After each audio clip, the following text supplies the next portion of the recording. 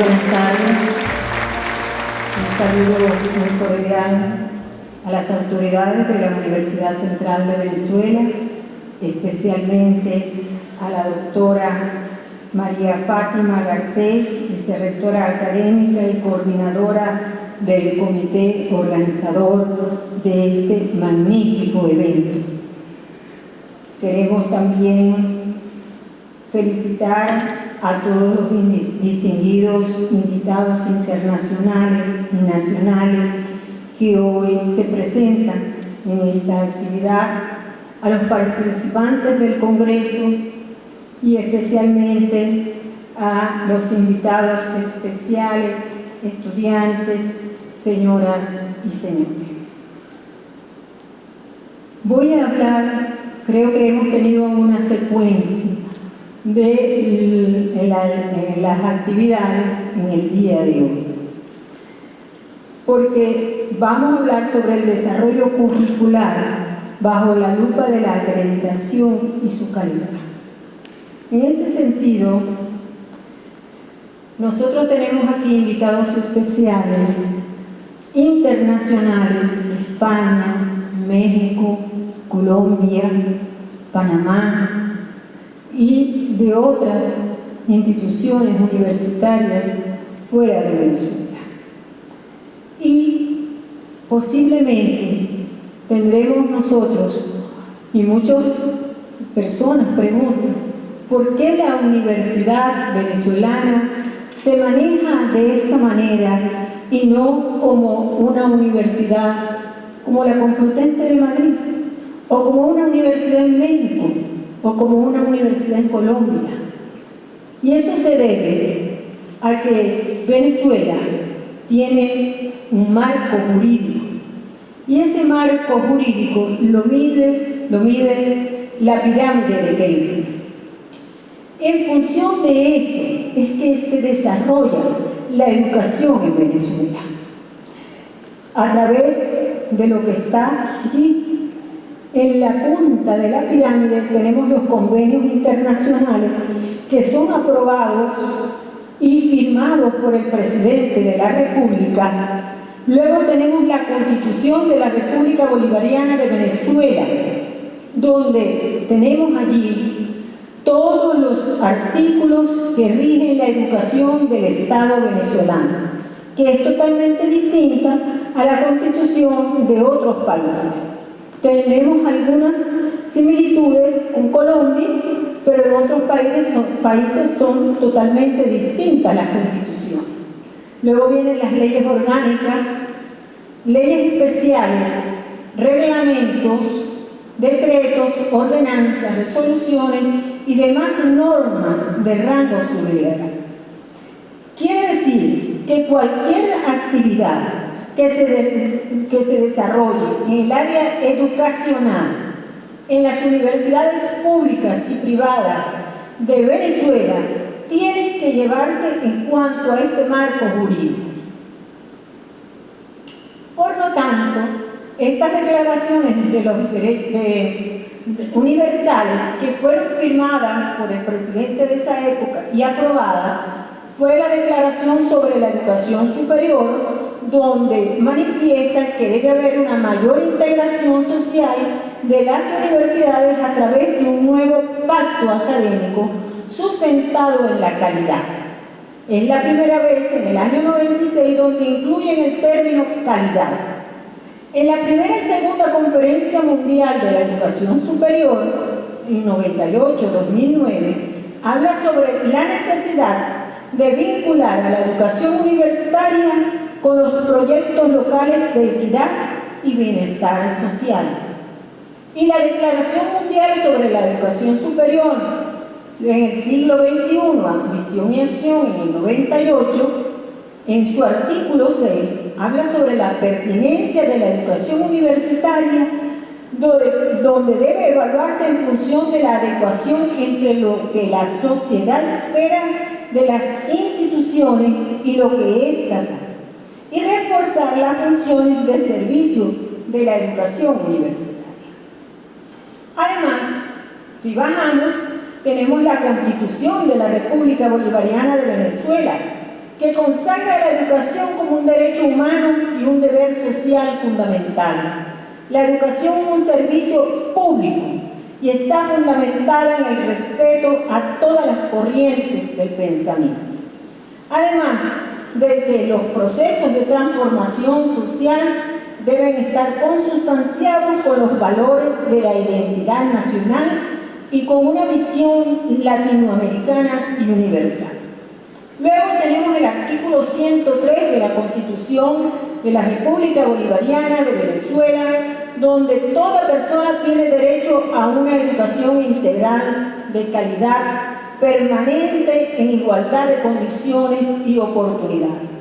La educación es obligatoria en todos los niveles, desde el maternal hasta el nivel medio diversificado. Y hay una actividad sobre las personas con discapacidad, quienes se encuentran privados de libertad o carezcan de condiciones básicas. El artículo 109 de la Constitución consagra la autonomía universitaria para planificar, organizar, elaborar y actualizar los programas de investigación, docencia y extensión. Esto va para todas las instituciones de educación universitaria. Seguimos bajando la pirámide kelsiana.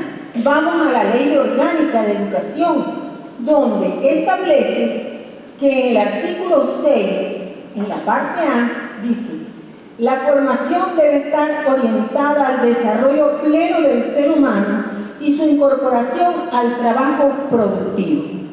Y deben estar orientadas a las prioridades del Plan de Desarrollo Económico y Social de la Nación. Seguimos con el artículo 32, donde la educación universitaria profundiza el proceso de formación integral y permanente de ciudadanos críticos y ciudadanas críticas, reflexivos o reflexivas, sensibles y comprometidos o comprometidas, social y éticamente con el desarrollo del país. El artículo 32 habla sobre la alta calidad y auspiciar su permanente actualización y mejoramiento. O sea que esto está en la Ley Orgánica de Educación, donde debemos actualizar nuestros programas de estudios de manera permanente. En su artículo 34 establece que la autonomía se ejercerá mediante las siguientes funciones: establecer sus estructuras de carácter flexible, democrático, participativo y eficiente para dictar sus normas de gobierno y sus reglas internas. Luego se ejercerá bajo las funciones de planificar, crear, organizar y realizar los programas de formación, creación intelectual e interacción de las comunidades.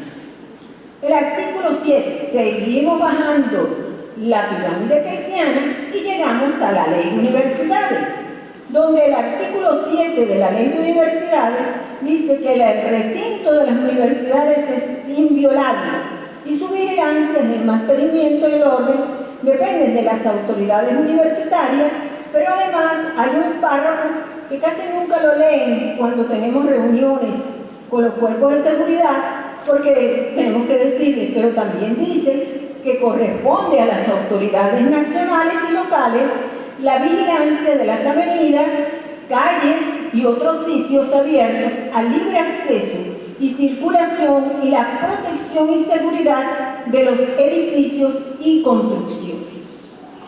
Luego, en la Ley de Universidades aparece el artículo sobre la autonomía organizativa, autonomía académica, autonomía administrativa, que ya la perdimos, que eso no funciona, y la autonomía económica y financiera.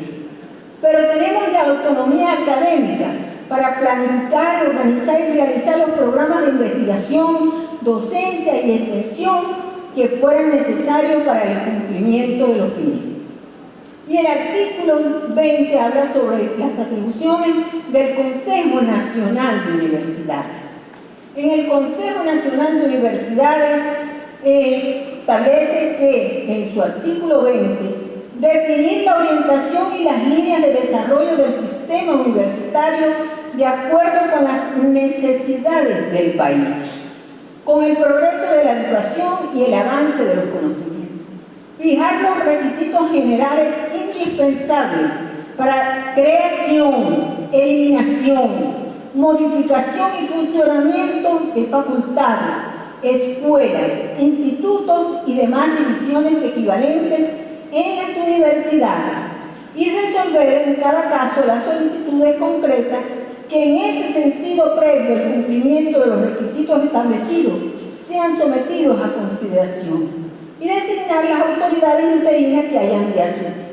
En este sentido quiero informarle que el Consejo Nacional de Universidades creó una comisión donde yo represento la parte de pregrado, porque hay dos comisiones, una para pregrado y otra para posgrado, y en representación de la Asociación Venezolana de Rectores Universitarios, yo estoy en esa comisión para pregrado, y fíjense que esa comisión que establece en Gaceta Oficial que nosotros, pues esa comisión tiene la potestad de elevar ante el Consejo Nacional de Universidades propuestas para el funcionamiento de escuelas, facultades, institutos y demás divisiones equivalentes en las universidades y resolver en cada caso las situaciones que se presentan.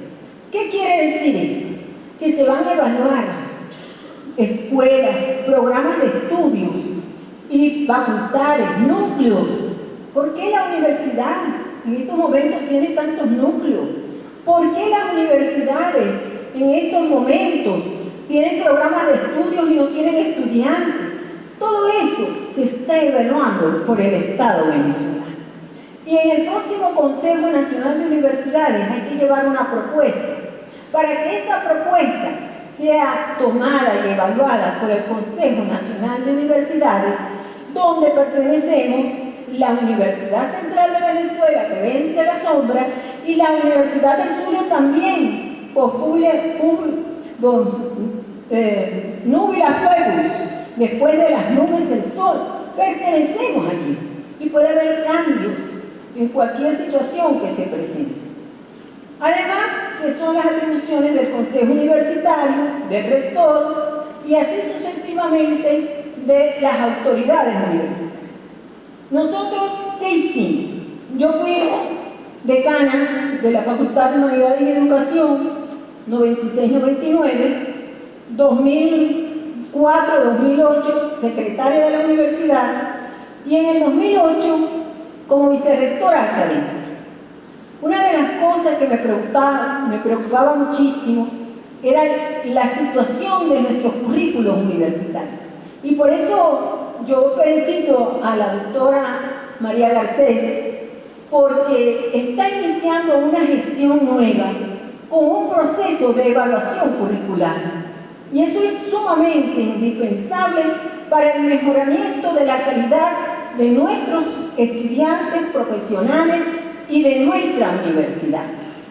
Y en ese sentido, yo más o menos tengo en esta lámina cuál fue el proceso que hicimos la primera vez, por dónde empezamos. Ya el doctor Ruiz, con su excelente exposición, nos dio información que es un currículo por competencia, cuál es la formación curricular. Ahora, ¿cómo se debe llevar a cabo? En primer lugar, en el año 2008, el proceso de innovación, tomamos como punto inicial la línea de acción del enfoque complejo por competencia. Y es que en la mayoría de las universidades del país se está tomando la evaluación curricular, tomando el enfoque por competencias. Y lo hemos discutido vía Zoom con las distintas comisiones y miembros de esta comisión del Consejo Nacional de Universidades. Quiere decir esto que hay que adelantarnos. Ya nosotros vamos por la tercera evaluación curricular de la Universidad del Zulia. Y esto nos ha dejado muchas inquietudes y satisfacciones y evaluación. Luego, para hacer eso, como dijo el doctor Ruiz, debe ser consensuado, sistemático. Y además, ese proceso de consulta y discusión fue aprobado Primero, por los nuevos programas de estudios en el pregrado, que incluye la innovación de las estructuras de gestión académica y administrativa. Tuvimos el piso legal, por eso les di la pirámide kelsiana, porque debe cumplir con el piso legal, las normas del currículo universitario, la Constitución Nacional, la LOE y el Plan de Desarrollo Económico y Social de la Nación. Luego, entonces, el proceso 4, construcción y aprobación, análisis de fortalezas y debilidades de carrera. Y luego, la acreditación del programa de posgrado, ajustes de cargas curriculares, reducción de algunas actividades. ¿Qué encontramos en el primer proceso curricular de la Universidad del Zulia? Nos encontramos en ese proceso curricular que muchas de nuestras carreras, primero, el trabajo se decidió por consejo universitario que nuestras carreras eran por el modelo de competencia, aprobado para toda la Universidad del Zulia. Y allí encontramos que muchas de nuestras carreras de 5 años se disminuyeron a 4 años. El 68% se llevaron a 4 años. Y nos dimos cuenta que la mayoría en el área de las ciencias sociales y de la educación podían llevarse a 4 años. Y con 42 unidades curriculares. Y luego carreras de 5 años disminuyeron a 46 unidades curriculares. ¿Qué quiere decir esto? Nosotros encontramos en una oportunidad, para darle un ejemplo, la profesora Yasmín Navarro, que se encuentra aquí, coordinadora curricular de la Universidad del Zulia, nos acompañábamos cuando sentían que no había ese apoyo por parte de las facultades para evaluar sus diseños curriculares. De tal manera que ella hacía de buena y yo era la mala. ¿Por qué? Porque como matemática al fin, yo llevaba un proceso de evaluación y donde, por ejemplo, la Facultad de Agronomía, evalué 10 años, porque la profesora Yasmín me dice, no quieren el currículo por competencia y además ellos tienen 70 unidades curriculares y no quieren rebajar sus unidades curriculares, es decir, 70 materias y en 5 años. Yo le dije, bueno, convoqué al decano y le dije, quiero que convoque a todos los profesores en el auditorio y quiero conversar con ellos. Todos ellos molestos, tanto con la profesora Yasmín y más conmigo. Pero yo mandé a poner una pantalla así, de ese tamaño. Y la profesora Yasmín les dio sus palabras, le dijo lo que se estaba haciendo y luego yo como vicerrectora de matemática al fin les demostré que tenían un currículo oculto, que con 70 materias era imposible graduarse en 5 años, que era una situación que le estaba ofreciendo a nuestros estudiantes un programa de estudio que era imposible cumplirlo. Y les hice una gráfica y le evalué 10 años. Y en 10 años no hubo un solo estudiante que se graduara en 5 años. Todos se graduaban en 8, 9 o 10 años. Ellos quedaron asombrados porque no pensaron que se iban a encontrar con una evaluación de ese tipo. Es que estaban ofreciendo un currículum que era imposible desarrollar. Y es por eso que en el primer proceso para hacer un proceso de evaluación curricular es evaluar cada programa de estudio. Si se están dando las asignaturas que corresponden en las que está ofreciendo la universidad y cómo es el seguimiento y la prosecución de los estudiantes en esa área determinada. Así que en esa información yo les hice tablas matemáticas que ellos pudieran entender, aunque eran ingenieros agrónomos, que era imposible graduarse en 5 años con 70 materias en ese modelo curricular. Así que, porque les demostré que tenían en ese modelo curricular el pregrado y el posgrado juntos. O sea que en el pregrado tenían metido el posgrado. Bueno, ellos quedaron totalmente preocupados. A la semana me llamó el decano para decirme que se habían reunido nuevamente y que habían tomado la decisión de llevar la carrera a 5 años con 46 materias y además de construir la maestría y el doctorado. En ese momento trabajaron y, señores, en uno de los programas de posgrado que tenemos con mayor eficiencia y de mayor prestigio en América Latina en este momento.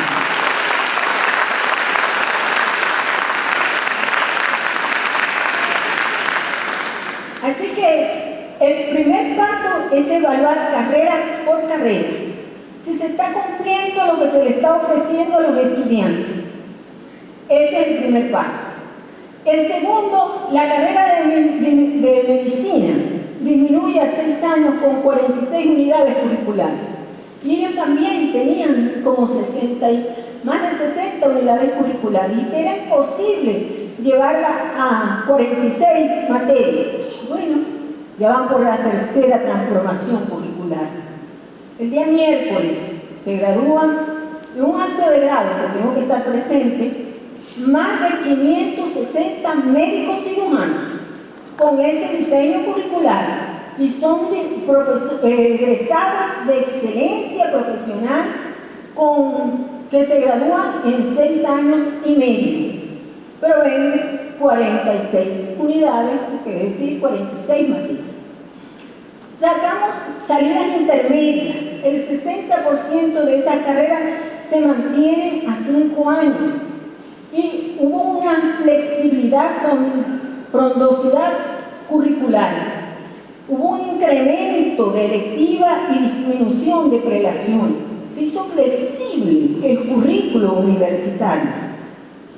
Y el 100% de las carreras incorporaron unidades, créditos de libre configuración. Es decir, que el estudiante tenía la posibilidad de realizar actividades en otras facultades, en otras instituciones, y se le tomaba como unidades de libre configuración. Así que, aparte de eso, se garantizaba el servicio comunitario, como lo exige el Estado venezolano. También aprobamos el eje transversal de educación para la paz y desarrollo de la conciencia y el diseño curricular por competencia como parte de un proyecto institucional compartido.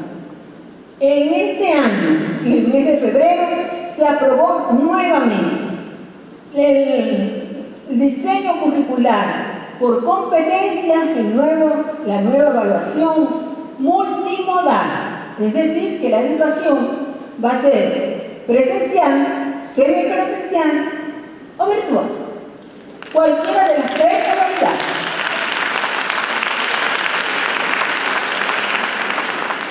Pero debemos tomar en cuenta algo. Por eso hablo de la parte jurídica. Hay una comunicación por parte del Consejo Nacional de Universidades donde establece que las carreras, recuerden que la mayoría de nuestras carreras, en la mayoría de nuestras universidades, nuestros proyectos fueron aprobados en el Consejo Nacional de Universidades de manera presencial. Quiere decir que si nosotros nos vamos a la manera multimodal, tenemos que llevarlos al Consejo Nacional de Universidades.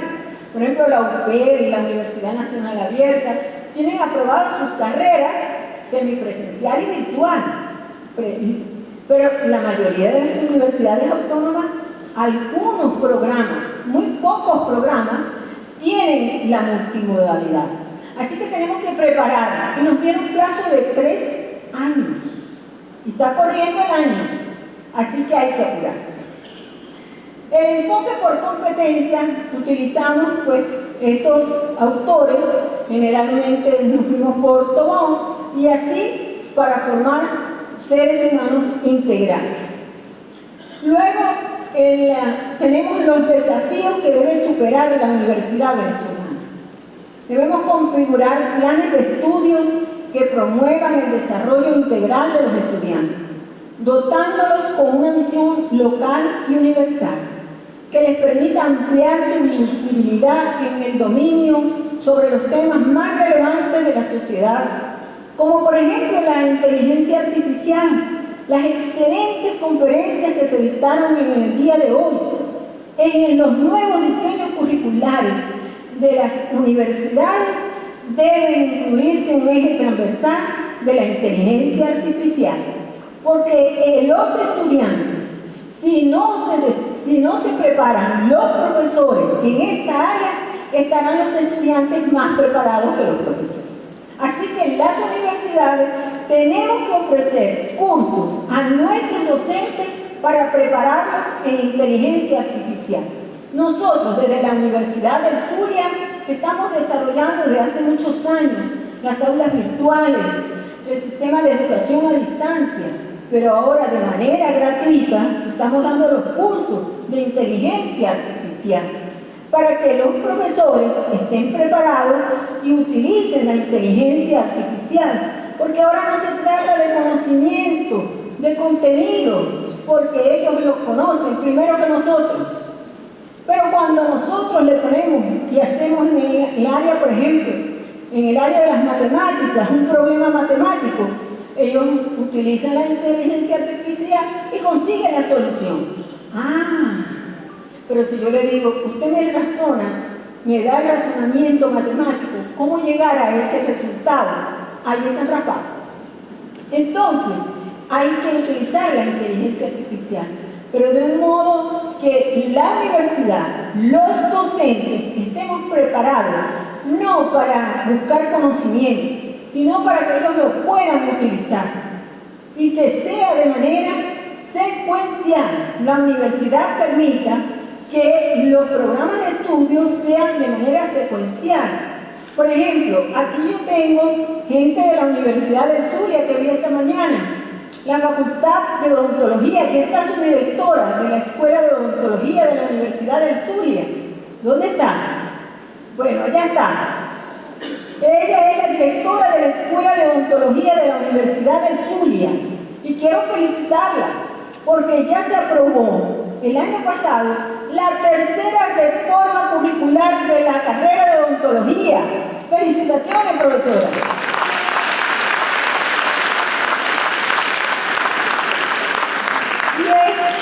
Está por competencia, por 5 años. El primer acto de grado de este año se graduaron 197 estudiantes de odontología, egresados de la Facultad de Odontología. Y así que cada una de esas fortalezas, porque a mí me llamó muchísimo la atención en el 2008, cuando yo vi en algunos planes curriculares cosas, por ejemplo, lenguajes matemáticos que ya no se utilizaban en ese momento, lenguajes de computación que ya no son efectivos y se utilizan en el área de ingeniería. Yo decía, bueno, ¿y por qué esto? ¿O por qué se están utilizando estos métodos en comunicación social cuando el desarrollo de las tecnologías de información y comunicación son tan avanzados? Esa preocupación nos llevó a revisar todos los contenidos y los especialistas de las áreas en evaluación curricular. Y eso ha llevado a que toda la comisión curricular, de manera pues positiva, sumando a los directores, a los coordinadores de cada una de las áreas, se sume a ese proyecto. No podemos imponérselo, pero tenemos que sumarlos para que asimismo participen de ese cambio curricular que se debe realizar en una institución universitaria. Debe ser un ciudadano profesional con mayor conciencia de su rol histórico. Desde temprana formación deben desarrollar la capacidad de hacer juicios de las demandas Y nos fijamos la meta de innovar los programas de pregrado con currículos enfocados en un nuevo modelo de formación por competencia. Y el balance ha sido positivo. Más del 80% de los programas de las escuelas han activado los nuevos diseños curriculares. La incorporación de la inteligencia artificial, la inclusión en el currículo universitario puede aportar varios beneficios significativos para los estudiantes. Habilidades técnicas, prácticas, interdisciplinaridad, ética, responsabilidad. Y los beneficios de la inteligencia artificial en la educación: ayuda a la personalización del aprendizaje, ayuda a los educadores a automatizar tareas administrativas y permite a los educadores también mejorar la eficiencia del aprendizaje. Mejora la accesibilidad de la educación para los estudiantes con discapacidades y ayuda a los educadores a desarrollar nuevas metodologías y técnicas innovadoras. Aquí hay algunas herramientas de la inteligencia artificial que ustedes pueden ver, que esta mañana nos explicaron, yo las dejo aquí. Muchas de ellas son muy buenas, pero hay que suscribirse y eso cuesta en $. Por ejemplo, el ChatGPT es excelente, pero al mes te dice ya no lo puede utilizar más. Tiene que suscribirse y abrir una cuenta en $. Entonces, ese es el problema de las que en estos momentos son libres de ingresar ahí. Por ejemplo, yo uso a veces a las 9 de la noche a Lucía para que me haga una carta que tengo que enviar de manera inmediata a España porque la necesito y la tengo en mi teléfono. Y eso es una inteligencia artificial que la tenemos nosotros todos en el teléfono y que nos permite resolver. Pero las otras que aparecen, Gamma, Web, todas las demás, pueden ayudar al educador a mejorar. Ahora bien, como matemática al fin, me encanta trabajar sobre la evaluación de la universidad. Yo no tengo que estar metida, y le invito como vicerrectora, usted no tiene por qué estar dentro de cada una de las escuelas o programas de estudio para revisar cómo va la situación. Yo sé, como rectora, qué está pasando en toda la universidad, en cada escuela, en cada programa, en cada núcleo. Y busco, primero evalúo los promedios de cada programa de estudio. Y me meto, por ejemplo, en la Facultad de Ciencias Jurídicas y Políticas, evalúo el promedio de los estudiantes. Eso me da la situación de qué está pasando allí con los estudiantes. Porque una cosa es antes de la pandemia y otra cosa es después de la pandemia y una muy diferente durante la pandemia. Entonces, evalúo el promedio de todas las facultades de la universidad y eso me ayuda a conocer qué está pasando en cada una. Por ejemplo, aquí tengo el de odontología. En el 2022, fíjense que no aparece allí, está aquí abajo el promedio.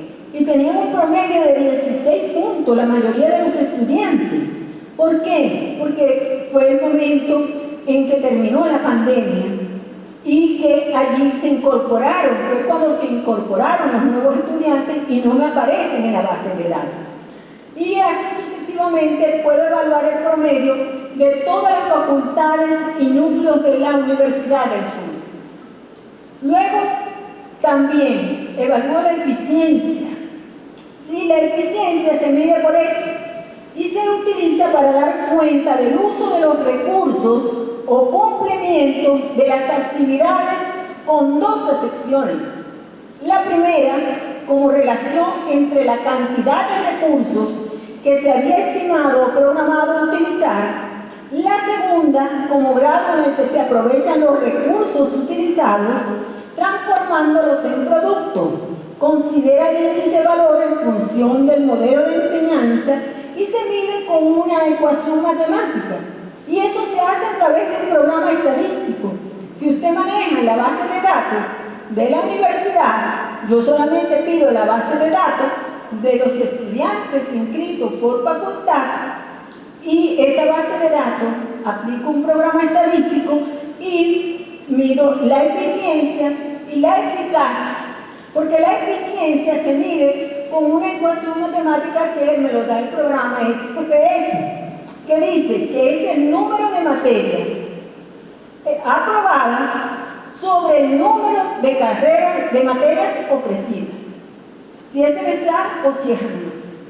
Y eso me dan gráficas que me permiten evaluar cómo es la eficiencia en cada una de las facultades y programas de toda la Universidad del Sur. Es decir, cómo está la situación de la eficiencia, si los estudiantes están aprobando o no las carreras que ofrece la Universidad del Sur. Y así puedo medir la eficiencia en toda la universidad. Esta presentación que estoy haciendo aquí la voy a hacer en el Consejo Universitario porque es nueva, la terminé la semana pasada y ellos tienen que analizar por qué estas cosas que aparecen aquí, y sabemos que es producto de la pandemia y los resultados. La eficiencia también nos da la oportunidad de ver cuántos son los recursos que se invierten en la educación universitaria y qué son los resultados que el Estado está esperando por parte de las universidades. Luego tenemos la eficacia. La eficacia hay que utilizarla también, y permite establecer las relaciones de congruencia de medios afines, es decir, si la selección, distribución y organización de recursos utilizados por el estudiante fue apropiada para los resultados obtenidos. Y se mide también con una ecuación matemática donde dice el número de materias aprobadas sobre el número de materias cursadas. Por ejemplo, si un estudiante le ofrece la universidad 5 materias por semestre, pero el estudiante dice no, yo no puedo cursar por la situación país, porque estoy enfermo, solamente voy a inscribir 3. Eso es lo que me mide la eficacia. Y si aprobó las 3 materias que él inscribió, hay una buena eficacia y da buenos resultados cuando haga el estudio de esa institución, ese programa de estudio. Entonces, es diferente la eficiencia que la eficacia. Y así lo hago con toda la universidad. Esto lo voy a entregar en el próximo Consejo Universitario para que ellos vean cuál es la situación, porque en verdad hemos visto que los estudiantes no están cursando todas las materias que ofrece la universidad, porque ahora el estudiante, para poder continuar sus estudios, se ha convertido en un estudiante que tiene que trabajar. Entonces, la eficacia se mide de esta manera. Así que hay algunas recomendaciones para ustedes. Antes de iniciar la reformulación de los planes de estudio, es preciso estimular los espacios de discusión y de interacción con los organismos gubernamentales de la educación universitaria y con los sectores empresariales. Incorporar activamente las mesas de discusión y ajuste curricular a los egresados, vinculados con el mundo empleador, para afrontar las tareas de generar respuestas a los problemas y realidades del país. Fomentar la investigación en el campo de la inteligencia artificial aplicada a la educación superior para seguir innovando en este ámbito, con la inclusión de un modelo sobre la ética en la inteligencia artificial y la responsabilidad social para abordar las implicaciones éticas sociales de esa tecnología, precisar y profundizar la discusión sobre el número de créditos ideales, avanzar en los procesos de autoevaluación y seguimiento permanente en los espacios de innovación curricular, establecer alianzas entre universidades e institutos de educación superior, estimular la asignación de créditos en los ciclos de pregrado y de posgrado en los programas de formación continua, porque nos hemos encontrado que Venezuela, en los programas de posgrado, las unidades, o sea, el número de unidades curriculares comparándolas con Perú, con Ecuador, con Colombia, son menos que el número de carreras de unidades curriculares que exige un programa de posgrado. Entonces tenemos que revisar, no solo el pregrado, tenemos que revisar el posgrado. Y en eso podemos, dentro de las recomendaciones, aumentar las electivas y los programas de posgrado para mantener el número de unidades curriculares o de materias que exigen los otros países para cuando un egresado profesional de nuestra universidad quiera convalidar su título en otro país. Estimular la asignación de créditos, los de pregrado, reforzar las áreas de integración en la malla curricular, como los procesos de evaluación, los de formación interdisciplinaria y las asignaturas de investigación y proyectos formativos. Conclusiones. Finalmente, las comunidades académicas venezolanas deben seguir avanzando en los procesos de autoevaluación y seguimiento permanente en los escenarios de la innovación curricular, sin renunciar a la utopía de construir un modelo de interacción universidad-estado, sociedad más eficiente. Somos una nación con profunda desigualdad, pero también con expectativas y fortalezas para consolidar. Una sociedad donde la paz, la tolerancia y el avance científico sean la base del proyecto que represente la justicia social y el bien común sin exclusión. Así que en estos momentos esa es mi presentación y recomendación para la Universidad Central de Venezuela, nuestra universidad hermana. Muchísimas gracias.